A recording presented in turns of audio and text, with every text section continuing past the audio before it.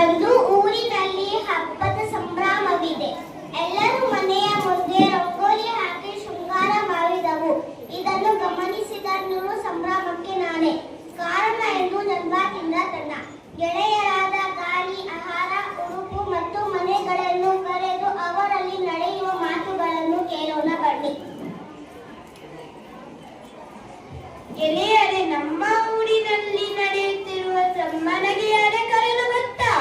ನಾನೇ. ಜೀವಿಗಳಿಗೆ ನೀರು ಕುಡಿಯುವ ಬದುಕಲು ಸಾಧ್ಯವೇ ಇಲ್ಲ.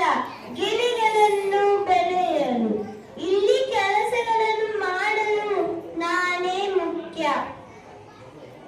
ನಾನು ಒಪ್ಪುವುದಿಲ್ಲ ಗೆಳೆಯ, ನಾನು ಆಹಾರ. ಜೀವಿಗಳು ಒಂದು ಹೊತ್ತು ಆಹಾರ ಸೇವಿಸದಿದ್ದರೆ ಸುಸ್ತಾಗಿ ಬಿದ್ದು ಹೋಗುತ್ತವೆ.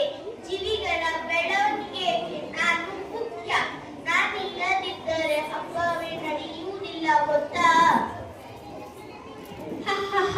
ನಿಮ್ಮ ಮಾತುಗಳನ್ನು ಕೇಳಿ ನನಗೆ ನಗು ಬರುತ್ತಿದೆ.